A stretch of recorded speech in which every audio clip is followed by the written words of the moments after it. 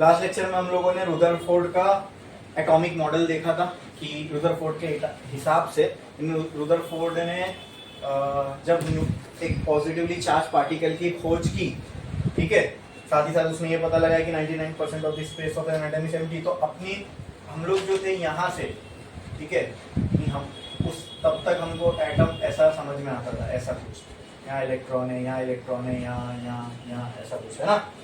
और फिर उसके बाद जब रुदरफोर्ड का गोल्ड फॉइल एक्सपेरिमेंट हुआ, उसके बाद अब हमें एटम ऐसा समझ में आने लगा। यहाँ पे कहीं पे एटम में एक छोटी सी जगह है जहाँ सारा का सारा पॉजिटिव चार्ज कॉन्सेंट्रेटेड है, ठीक है, और इसके आसपास, चलो ये एटम है मान लो, उसके आसपास इलेक्ट्रॉन जो है वो रिवॉल्व कर रहे हैं, समझ में आया, ऐसा गोल गोल चक्कर लगा रहे हैं, क्लियर है। ये अब ये एटम की हमारे पास पिक्चर बन गई, यहाँ से हम यहाँ आ गए, ओके। और ये सब कैसे हुआ, क्या हुआ, और भी क्या क्या चीजें खोज, क्या क्या इनमें से कंक्लूजन निकले थे, तो वो सारी चीजें हमने देख ली। बट ये थियरी के कुछ ड्रॉबैक्स थे, इसीलिए तो अब हम एटम को सिर्फ ऐसे नहीं जानते, और भी आगे हम आज जो हम एटम का स्ट्रक्चर जानते हैं वो इससे और थोड़ा एडवांस है। तो ये थियरी फेल हुई, इसमें कुछ ड्रॉबैक्स थे। क्या ड्रॉबैक्स थे आओ वो पहले हम लोग समझते हैं। तो एक लाइन छोड़ो, स्टार डालो और लिखो ड्रॉबैक्स ऑफ रुदरफोर्ड्स एटॉमिक मॉडल। नहीं समझ रहे हो, रुदरफोर्ड की थियरी देने के बाद ये एटॉमिक मॉडल बना, तो इस मॉडल ऑफ एटम को हम रुदरफोर्ड एटॉमिक मॉडल बोलते हैं, क्लियर है। हाँ, अब इसमें क्या क्या ड्रॉबैक्स है जिससे कि हम इसके आगे बढ़ गए, तो वो समझते हैं पहले, इसके ड्रॉबैक्स समझते हैं, फिर अगली थियरी ऑफ एटम पे जाएंगे। ड्रॉबैक्स ऑफ रुदरफोर्ड्स एटॉमिक मॉडल लिखा आपने ये, हाँ। पॉइंट नंबर वन लिखो ड्रॉबैक्स में। Point number one, Rutherford could not explain stability of atom. Could not explain stability of atom. Second drawback, he could not explain discrete spectrum of an atom. He could not explain discrete spectrum of an atom. अब इससे मतलब क्या, चलो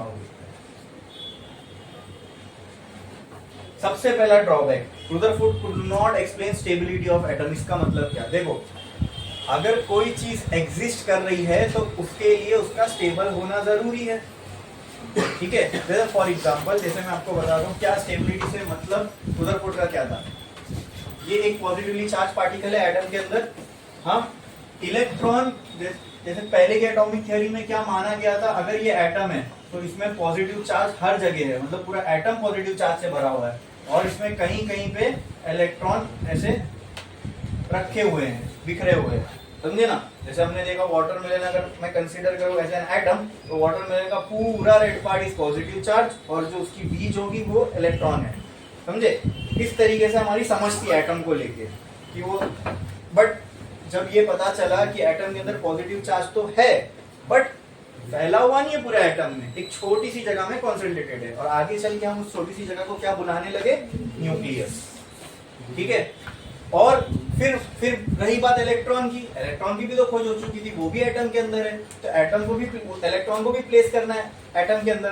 तो Rutherford ने उसके लिए क्या आइडिया सजेस्ट किया, रुदरफोर्ड ने कहा कि एटम जो है, ये थियरी के हिसाब से, थॉमसन एटॉमिक मॉडल के हिसाब से, इलेक्ट्रॉन तो ऐसे ऐसे ऐसे कहीं कहीं भी रखे हुए ना, तो अगर तब तक तो ये ऐसा पॉजिटिव चार्ज एक जगह कॉन्सेंट्रेटेड है, ऐसा कुछ पता नहीं था, ठीक है। तो बोले अब इसको तुम एक्सप्लेन कैसे करोगे कि इलेक्ट्रॉन जो है ये अलग अलग जगह नहीं रखे हुए, और अगर ये रखे हुए रहते एक अलग अलग जगह, तो ये अपनी प्लेस पे रह ही नहीं सकते, क्यों नहीं रह सकते, क्योंकि अब पॉजिटिव चार्ज एक जगह कॉन्सेंट्रेटेड है, तो सारे इलेक्ट्रॉन इस पॉजिटिव चार्ज की तरफ जाना चाहेंगे ड्यू टू इलेक्ट्रोस्टैटिक फोर्स। अरे दो चार्ज के बीच में जो फोर्स होता है उसको क्या कहते हैं, इलेक्ट्रोस्टैटिक फोर्स बोलते हैं, ठीक है। तो ड्यू टू इलेक्ट्रोस्टैटिक फोर्स ये नेगेटिव चार्ज जो है, अच्छा ये पॉजिटिव चार्ज एक तो एटम के अंदर है, और सारा का सारा मास भी एटम का इसी के अंदर है, तो ये जो पॉजिटिव चार्ज होगा इस एटम के अंदर का, ये बहुत स्ट्रांग होगा, तो ये इलेक्ट्रॉन ये सारे पॉजिटिव चार्ज की तरफ ड्यू टू इलेक्ट्रोस्टैटिक्स जाना चाहेंगे। अरे बोलो क्लियर है। तो फिर तो ये इलेक्ट्रॉन सारे जाके न्यूक्लियस में समा गए, तो एटम कैसे एग्जिस्ट करेगा फिर? एटम के एग्जिस्ट करने के लिए तो इलेक्ट्रॉन को या इलेक्ट्रॉन जाके न्यूक्लियस में समा गए तो एटम का एग्जिस्टेंस ही खत्म हो जाएगा, कोलैप्स कर जाएगा ना एटम, अपने आप में इम्प्लोड हो जाएगा ऐसा समझो। ठीक है, यहाँ इलेक्ट्रॉन रखे, यहाँ इलेक्ट्रॉन रखे, यहाँ इलेक्ट्रॉन रखे, बीच में मैंने पॉजिटिव चार्ज लेके सारे जुप एक ही पॉइंट पे आके जमा हो गए, और ऐसे ही सारे एटम्स के साथ होगा फिर। बोलो क्लियर है? तो इसको रुदरफोर्ड ने कैसे एक्सप्लेन किया कि बोला नहीं, इलेक्ट्रॉन ऐसे रखे हुए नहीं है, इलेक्ट्रॉन रखे हुए होते तो इसकी तरफ चले जाते। ठीक है, इलेक्ट्रॉन जो है ये चक्कर लगा रहे हैं, क्या कर रहे हैं? चक्कर लगा रहे हैं न्यूक्लियस के अराउंड। अब देखो, कोई चीज को चक्कर लगाना है, सर्कुलर मोशन परफॉर्म करना है, तो उसके लिए सेंट्रीपिटल फोर्स चाहिए। Centripetal force is a force which act towards the centre. तो यहाँ तो ऑलरेडी एक ऐसा फोर्स है जो सेंटर की तरफ एक्ट कर रहा है, वो कौन सा है? यहाँ पे सेंट्रीपिटल फोर्स क्या होगा? Electrostatic force. इलेक्ट्रोस्टैटिक फोर्स ही यहाँ पे सेंट्रीपिटल फोर्स बन जाएगा। कौन सा फोर्स यहाँ पे सेंटर की तरफ एक्ट हो रहा है? Electrostatic force. तो जो फोर्स सेंटर की तरफ एक्ट होता है उसे हम क्या कहते हैं? Centripetal force. तो इलेक्ट्रोस्टैटिक फोर्स ही सेंट्रीपिटल फोर्स बन जाएगा यहाँ पे। बोलो क्लियर है? हाँ, तो अब इलेक्ट्रॉन का एक जगह ना रहना ये एक्सप्लेन हो गया। कैसे? कि इलेक्ट्रॉन को रुदरफोर्ड ने स्टेशनरी नहीं रखते हुए, रुदरफोर्ड ने इलेक्ट्रॉन को क्या कर दिया? घुमा दिया। मतलब इलेक्ट्रॉन ऐसा स्टेशनरी नहीं है, रखा हुआ नहीं है, इलेक्ट्रॉन चक्कर काट रहा है, घूम रहा है, रुका हुआ नहीं है अपनी एक जगह पे। Electron is actually moving around the nucleus in an orbit.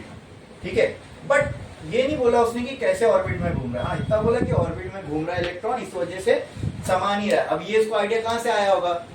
By observing planetary motion.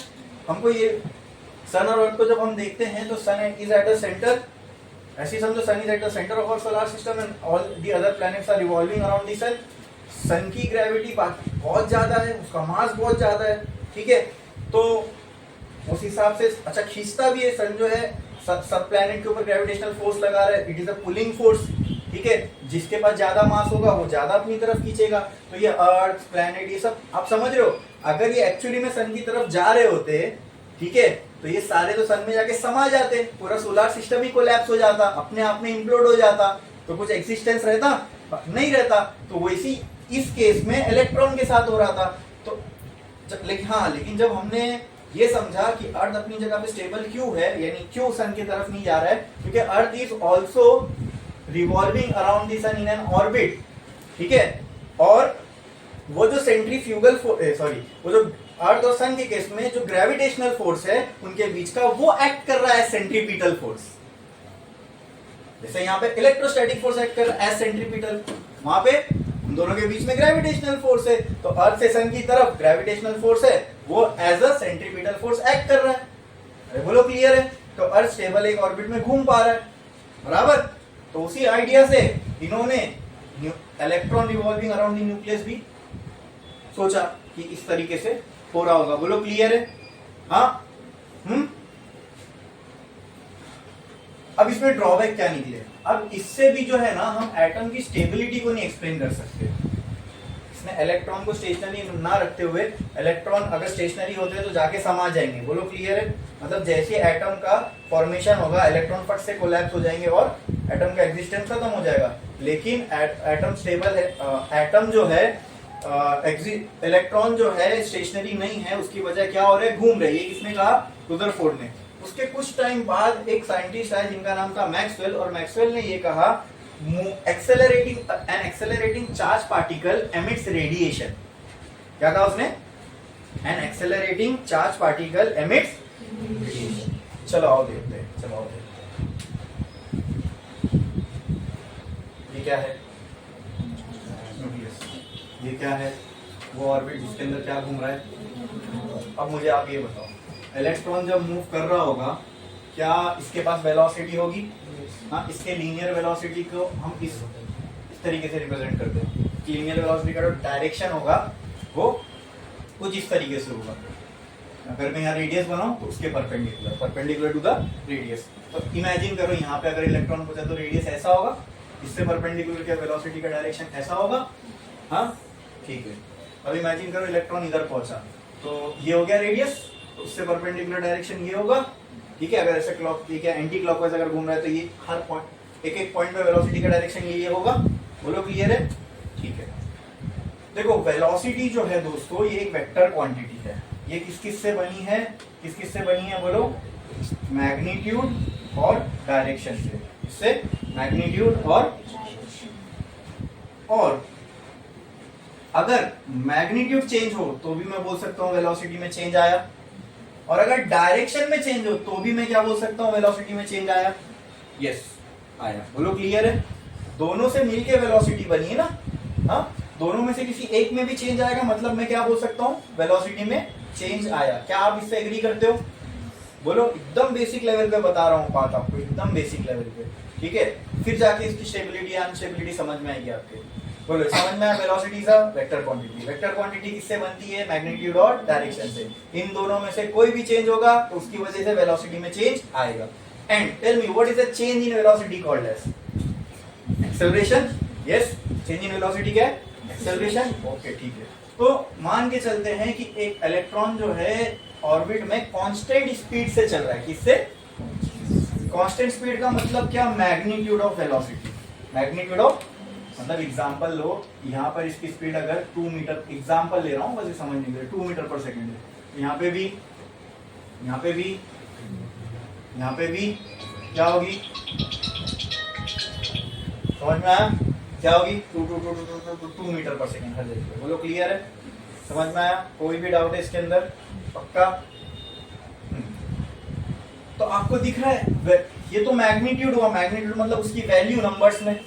ये हर जगह पे क्या है? कांस्टेंट है। लेकिन क्या हर पॉइंट पे आपको वेलोसिटी का डायरेक्शन सेम लग रहा है? नहीं ना, अलग चेंज हो रहा है। मींस कहना है से when a particle perform circular motion it's velocity keeps on changing. उसकी स्पीड कांस्टेंट है ये बोल सकता हूं मैं। स्पीड को कोई डायरेक्शन नहीं चाहिए, स्पीड की सिर्फ वैल्यू होती है, वो वैल्यू ये है। ठीक है, स्पीड कांस्टेंट है, लेकिन क्या है? वेलोसिटी कांस्टेंट है नहीं। अक्सर बच्चों को ये भी डाउट होता है, वो ये देखते 2 मीटर पर सेकंड, उनको लगता है कि नहीं वेलोसिटी कांस्टेंट है। प्रॉपर कॉन्सेप्ट से जब समझोगे ना चीजों को तो फर्क समझ में आएगा। वेलोसिटी सिर्फ मैग्नीट्यूड से डिफाइन नहीं होती है, वेलोसिटी में डायरेक्शन भी होता है। ठीक है, और हम देख रहे हैं यहाँ पे हर पॉइंट पे डायरेक्शन चेंज हो रहा है। ठीक है, तो क्या वेलोसिटी फिर चेंज होगी? अगर इलेक्ट्रॉन न्यूक्लियस के अराउंड घूम रहा है तो क्या मैं बोल सकता हूँ? It's velocity keeps on changing. तो कहना है इसे it has some acceleration due to this change in velocity. Yes, बोलो क्लियर है? समझ में आया? ठीक है। सो इस इलेक्ट्रॉन अ चार्ज पार्टिकल, अच्छा वेलोसिटी इसका डायरेक्शन चेंज हो रहा है, तो कहना से this electron is performing acceleration, और कहना से this electron is in accelerated state. क्या ये इलेक्ट्रॉन एक्सेलरेटेड है? ये मैं बोल सकता हूं सिर्फ एक रीजन से, वो क्या? डायरेक्शन चेंज हो रहा है ना? बोलो, क्या ये काफी है उसको एक्सेलरेटेड बोलने के लिए? Yes. And according to Maxwell an accelerated charge particle emits. ठीक है, तो क्या ये इलेक्ट्रॉन खुद में एक चार्ज पार्टिकल है? इट हैज नेगेटिव चार्ज, मतलब it is a charge particle. Yes. Is it accelerated? Yes. And according to Maxwell if there is a accelerated charge particle it will emit। तो क्या electron एक charge particle है? Yes. क्या ये accelerated है? तो क्या ये रेडिएशन एमिट करेगा? यस करेगा। ठीक है, तो मान लो इसने रेडिएशन एमिट करी। रेडिएशन एमिट करना मतलब क्या? ये तो अभी हमने काफी इस पे डिस्कशन कर चुके हैं। डुअल नेचर में काइनेटिक थ्योरी हो गया, इसमें किसी चीज में से रेडिएशन निकल रही है, मतलब क्या निकल रहा है? Very good, very good. क्या निकल रही है? एनर्जी। क्या निकल रही है? एंड आपको ये पता है कि अगर इलेक्ट्रॉन एनर्जी लूज करे या गेन करे तो जहां है वहां नहीं रहता। लूज करेंगे, इलेक्ट्रॉन अगर एनर्जी लूज करेगा तो जहां है वहां से नीचे आ जाएगा, न्यूक्लियस के करीब हो जाएगा, और अगर इलेक्ट्रॉन एनर्जी गेन करेगा तो जहां है वहां से ऊपर चला जाएगा।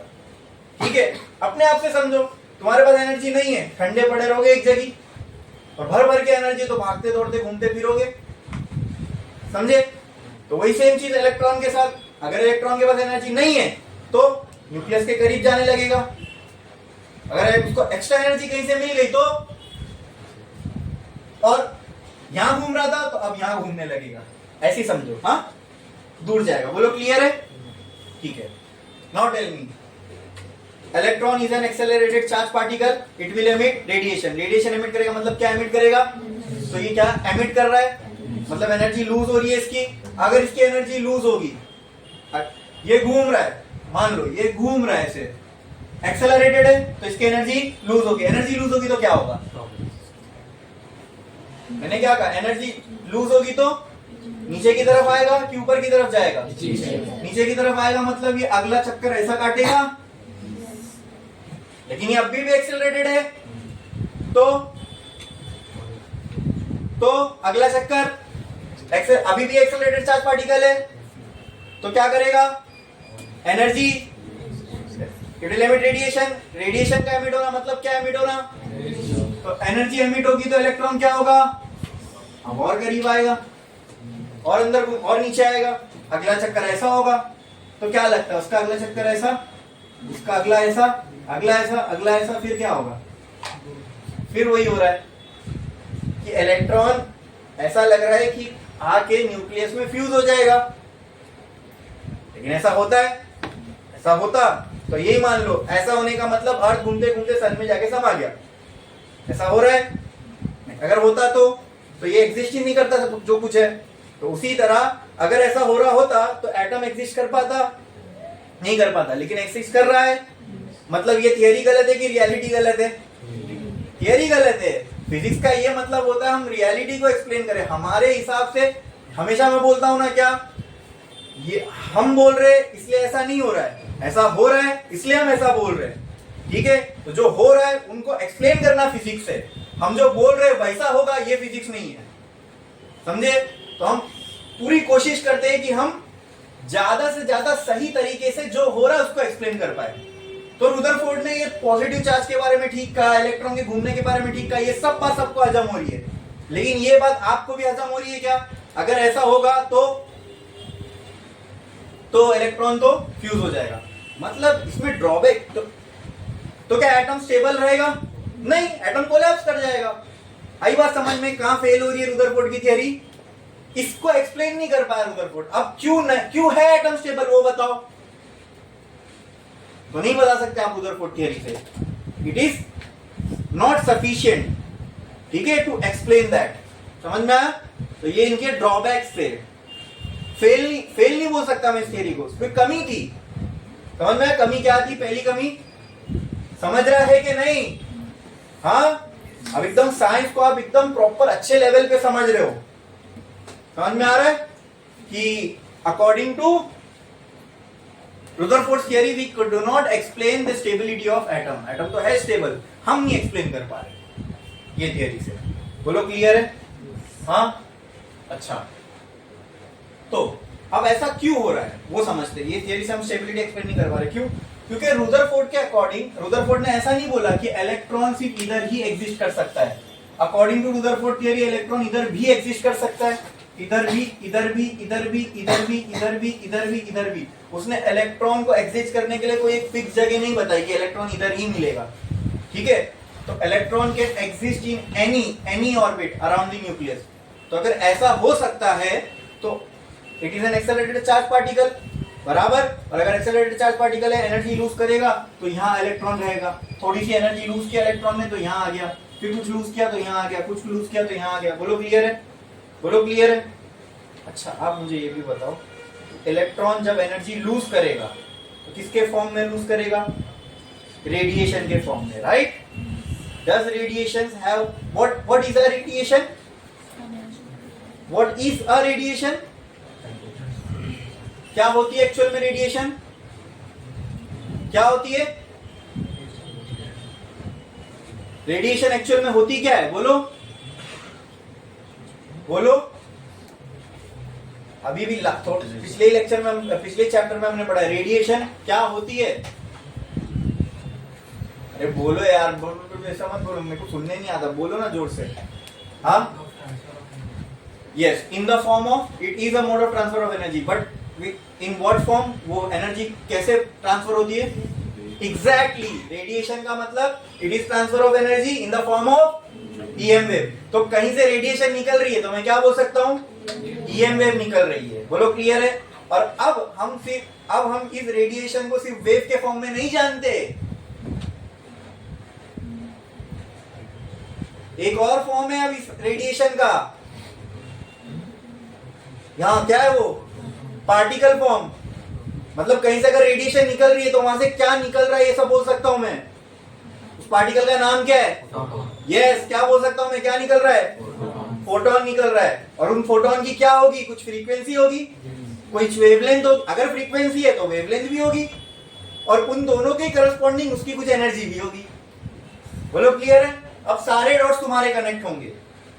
ये सब सीरीज में अगर एक समझ में आएगी तो दूसरी चीज समझ में। इसलिए पहले हमने वेव्स पढ़ी, सुपरपोजिशन पढ़ी, फिर वेव ऑप्टिक्स पढ़ा, फिर डुअल नेचर पढ़ा, फिर अब जाके हम लोग ये चैप्टर पढ़ रहे हैं। अब सब चीज, क्योंकि वो सारी चीजें तो इसके लिए रिक्वायर्ड समझने के लिए वो हमारी हो चुकी है। ठीक है, अब समझ में आता है ना। रेडिएशन बोले तो ईएम वेव, ईएम वेव में ईएम वेव की क्या होगी? वेवलेंथ होगी, फ्रीक्वेंसी होगी। लेकिन ये सिर्फ वेव के फॉर्म में नहीं होगी। अभी रेडिएशन की बात करें, कोई और वेव होती तो उसके लिए नहीं बोल सकते थे। हाँ, लेकिन ईएम वेव है, रेडिएशन क्या है? ईएम वेव है। ईएम वेव है तो इसका एक और नेचर भी हो सकता है, वो क्या? Particle nature. मतलब कहीं से अगर रेडिएशन एमिट हो रही है तो मैं बोल सकता हूँ कोई फ्रीक्वेंसी या कोई वेवलेंथ का फोटोन निकल रहा है, बोल सकता हूँ ये। हाँ, तो अगर मुझे आप बताओ कि इलेक्ट्रॉन अगर यहां से यहां आया तो इसने क्या एमिट किया? रेडिएशन। तो क्या मैं बोल सकता हूं यहां से यहां आने पे इसने छोटे छोटे पैकेट्स में फोटोन एमिट किए होंगे, और जो भी ये एनर्जी एमिट करेगा उसका फॉर्मूला h न्यू के बराबर होगा, या फिर उसका formula equal to hc by lambda के बराबर होगा। बोलो क्लियर है? समझा? कोई डाउट है इसके अंदर? समझ में आया? कोई डाउट है इसमें? पक्का यहां तक समझ में आ रहा है कि नहीं आ रहा है? हाँ, क्लियर है? अच्छा, अब बात ये थी स्टेबिलिटी एक्सप्लेन इसलिए नहीं कर पाया रुदरफोर्ड, क्योंकि रुदरफोर्ड के हिसाब से electron can exist anywhere in atom. Electron can exist मतलब उसने अगर इलेक्ट्रॉन यहां घूम रहा है तो इलेक्ट्रॉन इसके जस्ट नीचे भी घूम सकता है, यहां भी घूम सकता है, यहां भी घूम सकता है, यहां भी, यहां भी, यहां भी। According to Rutherford electron can be anywhere in the atom. ठीक है, तो अगर ऐसा हो सकता है, इलेक्ट्रॉन एनीवेयर एग्जिस्ट कर सकता है, मतलब एनीवेयर घूम भी सकता है। और अगर ऐसा हो सकता है तो एक टाइम पे आके इलेक्ट्रॉन न्यूक्लियस में मिल जाना चाहिए। लेकिन ऐसा हो रहा है क्या? नहीं हो रहा है। बोलो क्लियर? बोलो क्लियर? यस, ओके, ठीक है। तो पहली चीज स्टेबिलिटी नहीं एक्सप्लेन कर पाया, ये बात आ रही है समझ में? क्यों नहीं एक्सप्लेन कर पाया? क्योंकि अगर इलेक्ट्रॉन अगर कहीं भी एग्जिस्ट कर सकता है तो एक टाइम आएगा कि वह न्यूक्लियस के पास भी पहुंच जाएगा, और वहां पहुंच गया तो इतना इलेक्ट्रोस्टैटिक फोर्स बढ़ जाएगा कि it can collapse inside the nucleus. बोलो क्लियर? हाँ, ये थी पहला ड्रॉबैक। दूसरा ड्रॉबैक पे आते हैं। दूसरा ड्रॉबैक क्या था? दूसरा ड्रॉबैक क्या था? आप पढ़ो जोर से, क्या था दूसरा ड्रॉबैक?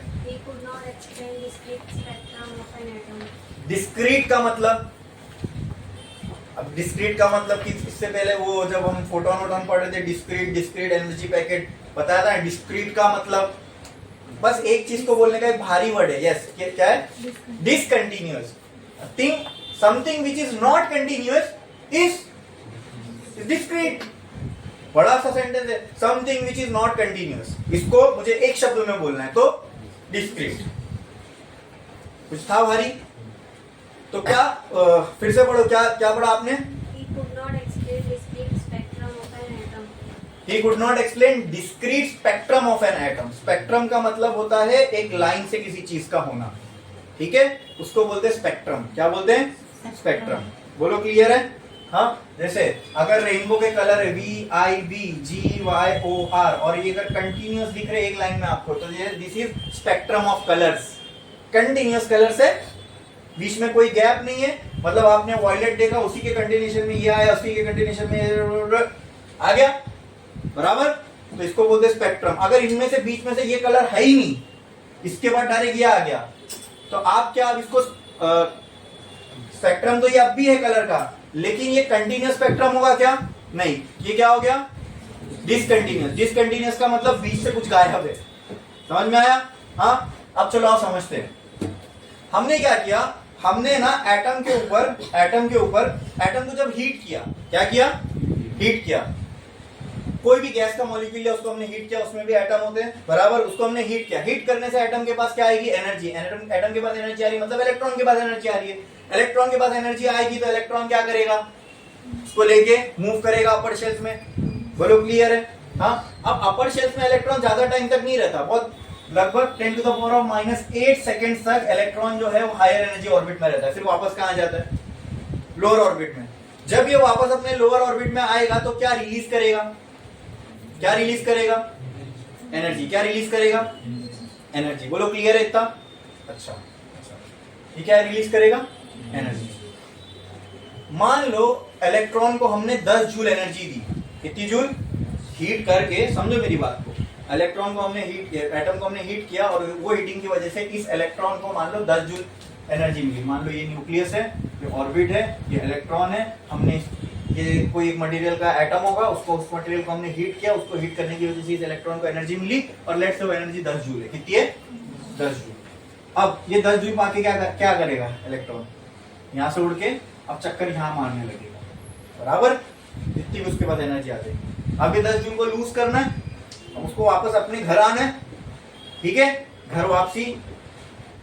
अब घर आएगा तो अब अकॉर्डिंग टू रुदरफोर्ड अगर इलेक्ट्रॉन इधर पहुंच गया तो घूमते घूमते पहले यहां आएगा, फिर यहां आएगा, फिर यहां आएगा, फिर यहां आएगा। एग्जाम्पल दे रहा हूं मैं, मान लो ये जैसे यहां से इसके बाजू में जस्ट ये होगा, ये वाला शेल, अगर इसकी एनर्जी ये यहां से यहां गया तो 10 जूल हो गया। बोलो क्लियर है? मतलब यहां पर इलेक्ट्रॉन के पास कितनी एनर्जी है? यहां इलेक्ट्रॉन पे एनर्जी कम रही होगी। बोलो कितनी मिली? 10। एग्जाम्पल लेके चलता हूं, मान लो यहां इलेक्ट्रॉन के पास 5 जूल ऑलरेडी थी, ठीक है, हमने बाहर से कितनी दी, तो अब यहां पे जब ये पहुंचा तो कितनी हो गई इसके पास? कितनी हो गई? और मान लो इसके जस्ट बाजू में जो शेल है उसका अगर ये 15 है तो यहां पे एनर्जी इलेक्ट्रॉन की उससे कम होना चाहिए कि ज्यादा? कम। मतलब अगर इलेक्ट्रॉन इधर आएगा, यानी मान लो अगर ये 14 जूल है, इलेक्ट्रॉन अगर इधर आएगा तो यहां आने के लिए क्या करा होगा इसने? 1 जूल मान लो लूज कर दिया। क्या लूज कर दिया? 1 जूल। क्या लूज कर दिया? 1 जूल। मान लो इसने 1 जूल लूज किया, ठीक है, और अब इसकी एनर्जी हो गई 14 जूल। अब मान लो ये 1 जूल का कलर है रेड, 1 जूल का कलर है, तो जब जैसे ही 1 जूल लूज करेगा तो मुझे क्या निकलते हुए दिखेगा एटम से? रेड कलर की एक लाइट। समझ में आ रहा है? एमिट हो रही है ना रेडिएशन, किसके फॉर्म में हो रही है? वो रेड कलर की लाइट के फॉर्म में। समझ में आ? एनर्जी के हिसाब से कुछ वेवलेंथ होगी, मान लो 1 जूल की जो भी वेवलेंथ है वो वेवलेंथ रेड कलर बनाती है। एग्जांपल दे रहा हूं समझने के लिए, सिंपल, ठीक है? अरे बोलो क्लियर है? बोलो क्लियर है? हाँ। फिर जैसे ये और नीचे आया और ये एनर्जी लूज करेगा।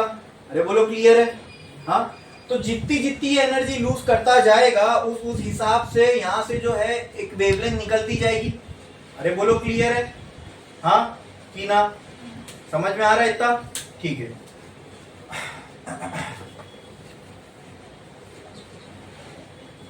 अब ये जो एनर्जी गैप है इसके हिसाब से एक वेवलेंथ निकलेगी, ये जो एनर्जी गैप है इसके हिसाब से एक वेवलेंथ निकलेगी, ये जो एनर्जी गैप है इसके हिसाब से एक वेवलेंथ निकलेगी। तो ऐसे अलग अलग एनर्जी गैप के हिसाब से जो है अलग अलग वेवलेंथ जो है इलेक्ट्रॉन एमिट करता रहेगा। लेकिन आप मुझे बताओ कि पहले इसने यहां से यहां आया इलेक्ट्रॉन तो 1 जूल वाली लाइट एमिट हुई, अगर मान लो ये यहां से यहां आता तो 2 जूल वाली एमिट होती, यहां से यहां आता तो 3 जूल वाली एमिट होती, यहां से यहां आता तो 4 जूल वाली, यहां से आता तो 5 जूल वाली। बोलो क्लियर है? अरे बोलो क्लियर है?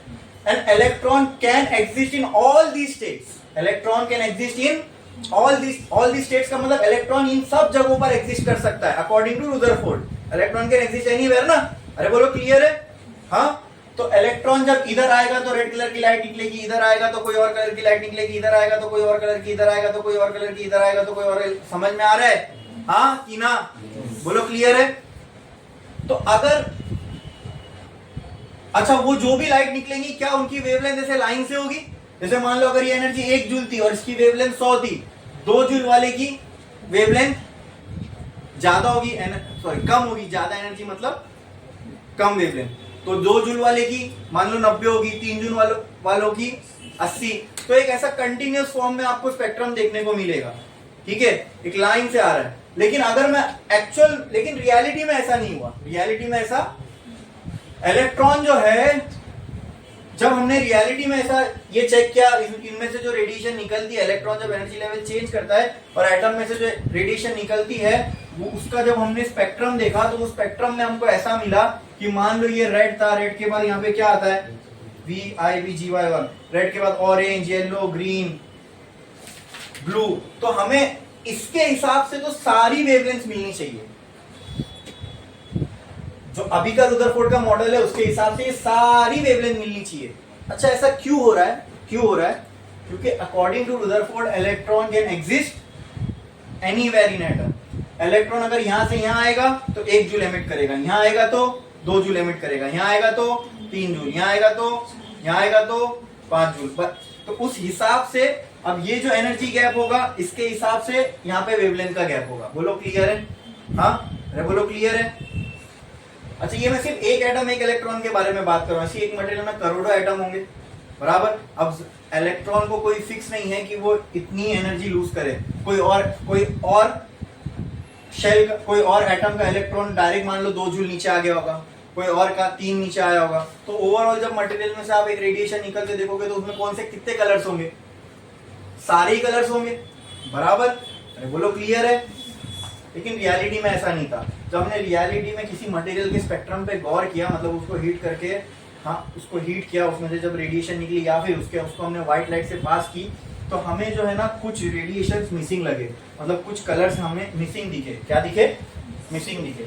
अब कुछ कलर का मिसिंग होना, इसका मतलब क्या कि ये कलर के बराबर, ये कलर की जो भी वेवलेंथ होगी, क्या इसके बराबर कोई एनर्जी होगी फोटोन की? अरे बोलो, ये कलर की जो भी वेवलेंथ होगी उसके बराबर कुछ एनर्जी होगी रेडिएशन की। ये कलर गायब थे, इसका मतलब क्या? इन एनर्जी लेवल पे इलेक्ट्रॉन आया ही नहीं कभी। इन एनर्जी लेवल पर इलेक्ट्रॉन आया ही नहीं कभी। समझ में आ रहा है? ये रियलिटी थी। रियल में जो हमें स्पेक्ट्रम मिला किसी भी गैस का या किसी भी मटेरियल के लिए, वो कैसा मिला? ये क्या है? डिस्क्रीट है कि कंटिन्यूअस है? डिस्क्रीट का मतलब क्या? कंटिन्यूअस नहीं होना। अगर हम प्योर एज अ कलर, मैं सिर्फ विजिबल लाइट की बात कर रहा हूँ, रेडिएशन तो पूरी एक्सरे से लेके रेडियो वेव तक है, हमको जो दिखती है मैं उसकी बात कर रहा हूँ। मान लो इलेक्ट्रॉन जब हायर शेल से लोअर शेल की तरफ आ रहा है, वो हर एक वेवलेंथ एमिट कर सकता है, उसके पास ये कैपेबिलिटी है। ऐसा क्यों कर सकता है? क्योंकि रुदरफोर्ड के हिसाब से electron can exist anywhere in atom. Low clear है? हाँ, कोई एक एटम का इलेक्ट्रॉन 1 जूल एमिट कर रहा होगा, दूसरे का 2 जूल कर रहा होगा, फिर तीसरे का 3 जूल कर रहा होगा, चौथे का 5 कर रहा होगा, 8 कर रहा होगा, बराबर। तो उस हिसाब से हमें उस मटेरियल में से जो निकलने वाली रेडिएशन है वो कैसी दिखनी चाहिए? कैसी दिखनी चाहिए? कंटिन्यूअस, मतलब सारे कलर्स उसमें मिलने चाहिए। लेकिन जब हमने रियल में ये स्पेक्ट्रम ऑब्जर्व किया, उसमें सारे कलर नहीं थे। जब सारे कलर नहीं थे तो बीच से कुछ कलर गायब होंगे। जब इनमें से बीच में से कुछ कलर गायब हुए तो क्या ये कंटिन्यूअस रहा स्पेक्ट्रम? स्पेक्ट्रम तो ये अभी भी बैंड ऑफ कलर्स ये अभी भी है, बहुत सारे कलर इसमें अभी भी है, लेकिन क्या ये कंटिन्यूअस है? कंटिन्यूअस क्यों नहीं बोल सकता मैं उसको? क्योंकि इसमें से बीच की कुछ वेवलेंथ गायब है। उन वेवलेंथ के करस्पॉन्डिंग कुछ एनर्जी के फोटॉन्स होंगे। अरे बोलो, तो वो वेवलेंथ यहाँ से गायब है। तो ये जो स्पेक्ट्रम मिल रहा है कैसा मिल रहा है? कंटिन्यूअस कि डिसकंटिन्यूअस? इसको मैं डिस्क्रीट बोल सकता हूँ। तो ये इससे एक्सप्लेन हो सकता है क्या? ये वेवलेंथ थी ही नहीं, इसका मतलब इसके करस्पॉन्डिंग जो एनर्जी के फोटोन होंगे वो फोटोन यहाँ पे है ही नहीं, वो फोटोन यहाँ से निकल ही नहीं रहे। जब नहीं निकल रहे मतलब वो इलेक्ट्रॉन कभी उस एनर्जी लेवल पे आया ही नहीं होगा। जैसे एग्जांपल देता हूं, मान लो एग्जांपल ले लो, वॉयलेट से रेड, वॉयलेट हायर एनर्जी पे होगा, रेड लोअर एनर्जी पे। एग्जांपल मान लो वॉयलेट से रेड पे जाने के लिए, या फिर वॉयलेट जितनी एनर्जी इलेक्ट्रॉन के पास है यहां आएगा, रेड जितनी एनर्जी लेवल के, रेड के एनर्जी लेवल पे अगर आएगा मान लो, ठीक है, तो उसने लेट से 5 जूल लूज किया, ठीक है, 5 जूल लूज किया। या फिर चलो इस पे आता हूं, उससे अच्छा ये एक्सप्लेन हो सकता है। ये वॉयलेट से ब्लू पे आया, बीच में कौन है? ऑरेंज। तो वॉयलेट से ब्लू की एनर्जी पे आएगा तो जो वेवलेंथ रिलीज होगी किसके बराबर होगी? नहीं, ऑरेंज नहीं, वो अभी बनाया ना, वॉयलेट, हाँ, इंडिगो। तो इंडिगो की लाइट मान लो यहाँ से निकलेगी, बराबर, ठीक है। मैं क्या बोल रहा हूँ, इंडिगो की लाइट ही नहीं है, इंडिगो की लाइट ही नहीं है, इसका मतलब यहाँ ये ब्लू वाला एनर्जी लेवल है ही नहीं, यानी वो ये इलेक्ट्रॉन जो है यहाँ पे आ ही नहीं सकता। अरे बराबर, बोलो क्लियर है। हाँ, इसीलिए इसके बीच वाला कलर एमिट हो ही नहीं रहा है। जो बीच में एनर्जी का डिफरेंस है, उस एनर्जी के डिफरेंस के बराबर जो भी कलर की लाइट होगी वो लाइट दिखेगी ही नहीं। अरे बोलो क्लियर है। हाँ, तो इस तरीके से जो डिस्क्रीट स्पेक्ट्रम है कलर्स का, किसी गैस में से किसी मटेरियल में से निकलने वाला, वो रुदरफोर्ड की थ्योरी से एक्सप्लेन नहीं किया जा सकता था। क्यों नहीं किया जा सकता था? क्योंकि रुदरफोर्ड की थ्योरी के हिसाब से अगर इलेक्ट्रॉन हर जगह एग्जिस्ट कर सकता है, इसका मतलब इलेक्ट्रॉन जब एनर्जी लूज करेगा तो वो हर वेवलेंथ की क्या निकालना चाहिए? रेडिएशन निकालना चाहिए। हर वेवलेंथ की रेडिएशन निकलेगी, इसका मतलब क्या? वॉयलेट से लेके रेड तक जितने कलर्स है वो सब दिखेंगे। लेकिन रियल में जब हमने इन स्पेक्ट्रम को देखा तो ये स्पेक्ट्रम कैसे थे? इनमें से कुछ कलर मिसिंग थे, और जब इनमें से कुछ कलर मिसिंग थे, इसका मतलब ये जो स्पेक्ट्रम है ये कंटिन्यूअस नहीं हो सकता। ये कैसा होगा? डिस्क्रीट। लेकिन रुदरफोर्ड के हिसाब से, रुदरफोर्ड की थ्योरी के हिसाब से हम ये डिस्क्रीट, इसके डिस्क्रीट होने को एक्सप्लेन, क्योंकि रुदरफोर्ड के हिसाब से तो इलेक्ट्रॉन हर जगह एग्जिस्ट कर सकता है, बराबर, हर जगह एग्जिस्ट कर सकता है, तो हर वेवलेंथ की लाइट को एमिट करना चाहिए। तो फिर बीच के कुछ वेवलेंथ गायब क्यों है? तो वो हम इस तरीके से एक्सप्लेन नहीं कर सकते। समझ में आया? तो दूसरा ड्रॉबैक क्या था? समझ में आया? तो इन्हीं दो ड्रॉबैक को सही किया नील बोर ने, और फिर उसने अपना एटॉमिक मॉडल रखा दुनिया के सामने, और फिर उस मॉडल को हमने क्या नाम दिया? दुनिया बोर्स एटॉमिक मॉडल। समझ में आया? ठीक है, ऐसा डेवलप होते हुए नील बोर का मॉडल आया। 1913 में नील बोर ने अपना मॉडल रखा दुनिया के सामने। ठीक है, इसकी कुछ कमियों को उसने पूरा किया, और फिर बोर का एटॉमिक मॉडल दुनिया ने अपनाया। बोलो क्लियर? फिर आगे चल के पता चलेगा उसमें भी कुछ कमी थी। हाँ, नील बोर का एटॉमिक मॉडल भी सही नहीं था, उसमें भी कुछ कमी थी। फिर उसके बाद हमने quantum mechanical model of atom अपनाया, जो हम आज भी पढ़ते हैं।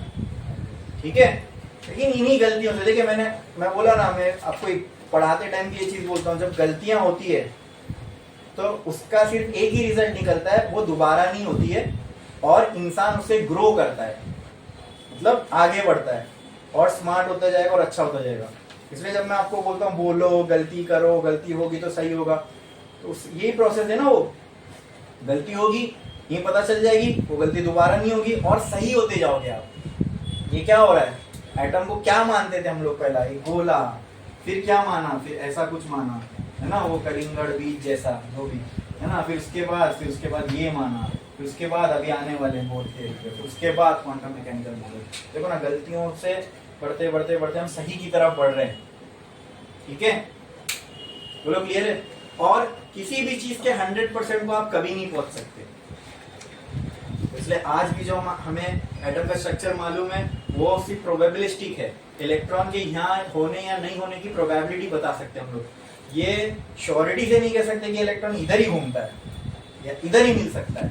समझना? जैसे फॉर एग्जांपल, हाँ, अभी आपका रोज का एक रूटीन होगा, मान लो 7 से 12 आप कॉलेज रहते हो, ठीक है, और बाकी टाइम छोड़ दो, चलो मैं 7 से 12 का पकड़ लूं। आपका रोज का रूटीन है कि इतने टाइम तक आप कॉलेज में रहते हो, ठीक है। कोई एक आध दिन बीच में आप घर पे रहते होंगे, मतलब हफ्ते के 7 दिन में से 5 दिन वो टाइम पे आप कहाँ मिलोगे?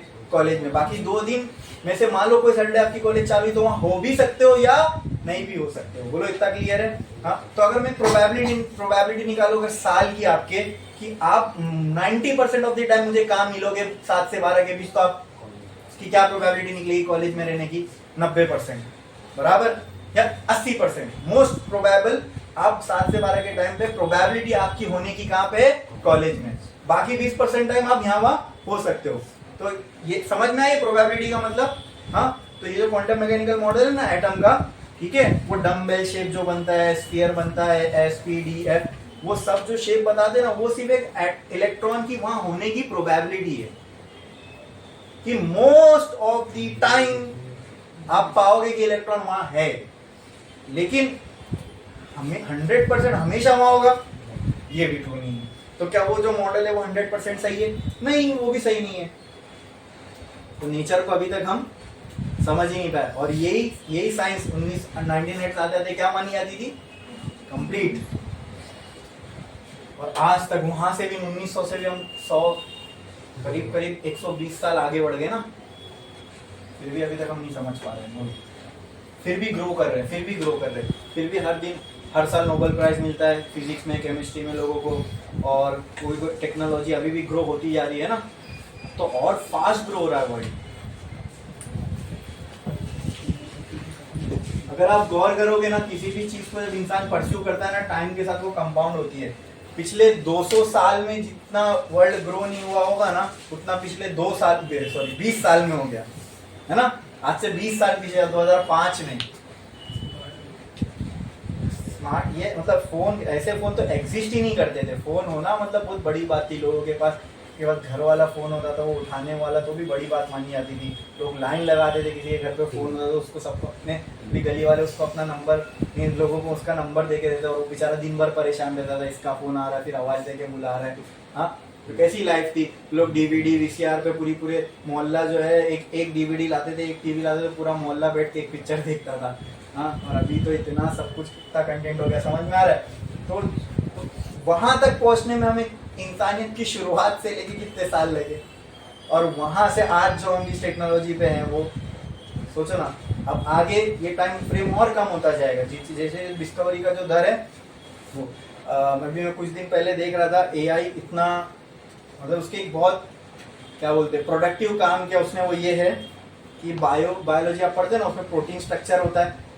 तो जब से भी इंसान ने प्रोटीन को स्ट्रक्चर को समझना शुरू किया, तब से लेके जब तक एक मॉडल है एआई का अल्फा फोल्ड करके, ठीक है, तो वो आने तक दुनिया में ना 150 प्रोटीन स्ट्रक्चर मालूम थे हमको कि ये प्रोटीन के स्ट्रक्चर होते हैं, और शायद वो मालूम होने से फिर हम वैक्सीन वगैरह बना सकते हैं, ऐसा कुछ है ना। तो जब वो एआई मॉडल को डेवलप किया गया, तो उसको ये सारे नहीं, जब से इंसान ने समझना शुरू किया, तब से लेके करीब 50, 60, 70 जितने 100 साल से भी, तब से लेके अब तक मैनुअली हम लोग कितने प्रोटीन स्ट्रक्चर को प्रिडिक्ट कर पाए, 150, ठीक है। जब वो मॉडल को जब ट्रेन किया गया उन्हीं रिसर्च के ऊपर, तो धीरे धीरे वो टाइम के साथ बेटर होता गया, और एक टाइम पे मतलब फिर वो खुद से प्रोटीन स्ट्रक्चर प्रिडिक्ट करने लगा कि जो हमको प्रोटीन स्ट्रक्चर्स नहीं मालूम है वो कैसे होंगे, और एक टाइम के बाद आके ह्यूमन को जितने नोन हो सकते थे प्रोटीन स्ट्रक्चर उसने निकाल के दे दिए। अब उसका यूज क्या करते हैं मालूम है, उसके अंदर कोई भी आप नॉइज दे दो, नॉइज का मतलब कोई भी स्ट्रक्चर फेंक दो, 4-5 स्ट्रक्चर फेंक के मार दो उसके अंदर, वो क्या करेगा, उसका बेस्ट पॉसिबल कॉम्बिनेशन निकाल के एक नया प्रोटीन स्ट्रक्चर बना के दे देगा, वो जो आपको एग्जिस्ट ही नहीं करता। मतलब उससे हम मेडिकल फील्ड में कितना ग्रो कर सकते समझ में। जितना 70-80 साल में तो मेहनत करके लोग 150,000 स्ट्रक्चर्स निकाल पाए थे, उसने जितने नोन हो सकते सारे निकाल लिए। तो कितनी बड़ी लीप हो गई ना मेडिकल रिसर्च के अंदर, नीडी का था। फिर उसका जो फाउंडर था, उसको शायद केमिस्ट्री में नोबेल प्राइज मिला। बड़ी बात है, इंसान जिसको परस्यू कर रहा है मेडिकल साइंस के लिए कितनी बड़ी चीज है। उससे शायद वैक्सीन वगैरह बनती है ना, प्रोटीन स्ट्रक्चर मालूम होगा तो सारे ही पता चल के एग्जैक्ट हम प्रिडिक्ट कर पा रहे हैं, तो उससे मेडिकल साइंस कितना आगे बढ़ जाएगा। तो सोचो कैसे ग्रोथ और डेवलपमेंट आती है साइंस के डेवलप होने से। तो ये सब भी जो अभी हम पढ़ रहे हैं इसी तरीके से ग्रो हुआ था, ठीक है। आज हमारे पास टेक्नोलॉजी कैपेबिलिटी है, हम इनको सिम्युलेट कर सकते हैं। याद है मैंने कहा था सिम्युलेशन, तो वो कंप्यूटर जो मैंने अल्फा फोल्ड मॉडल बताया, वो क्या कर रहा है, सिम्युलेट ही तो कर रहा है प्रोटीन स्ट्रक्चर को, और उससे उसने एक नया प्रेडिक्शन निकाल लिया। ये नेचर को सिम्युलेट करना बहुत मुश्किल है, उसके लिए बहुत कंप्यूटिंग पावर चाहिए। जैसे जैसे हमारी कंप्यूटिंग पावर वक्त के साथ बढ़ती जा रही है, वैसे वैसे हम टेक्नोलॉजी में और एडवांस होते जा रहे हैं। As a civilization, as humanity, मतलब एज अ ह्यूमन सिविलाइजेशन हम बहुत और एडवांस होते जा रहे हैं। बोलो क्लियर? हाँ, ये समझ में आया, ड्रॉबैक समझ में आया रुदरफोर्ड के। अब इन्हीं ड्रॉबैक को पूरा किसने किया? नील बोर ने। तो इसीलिए अगला जो एटॉमिक मॉडल हम पढ़ने वाले वो किसका है? Bohr's atomic model. तो स्टार डालो, हेडिंग लगाओ, बोर्स एटॉमिक मॉडल 1913 डाल दो, बोर्स एटॉमिक मॉडल। अब उसके कुछ पॉइंट्स है, अब वो पहले लिखते हैं कि बोर ने क्या कहा। चलो, बोर ने क्या कहा अपने एटॉमिक मॉडल को एक्सप्लेन करने के लिए, और कैसे उसने इन कमी को पूरा किया। देखो first point in 1913 Bohr gave his atomic model with some modification in Rutherford's model.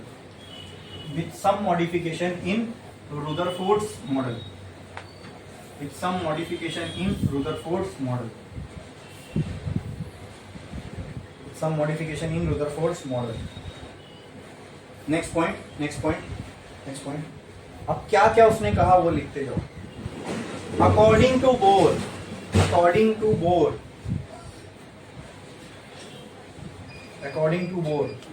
electron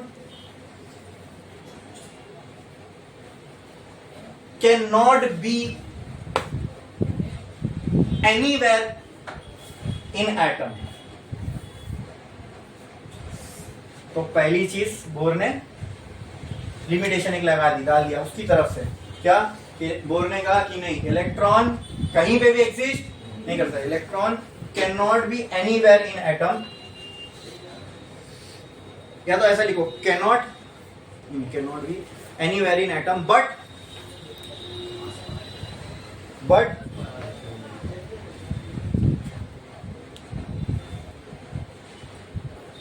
it can only revolve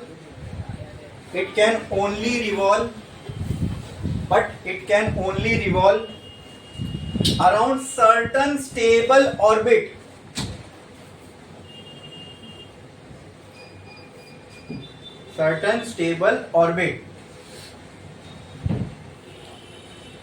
And these orbits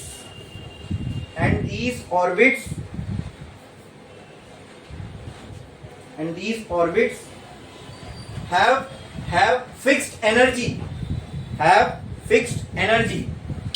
And these orbits have fixed energy. And he called these orbits as energy levels. These orbits as energy level.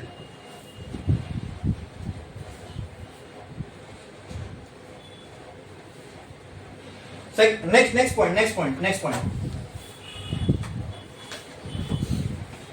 Bohr named these energy levels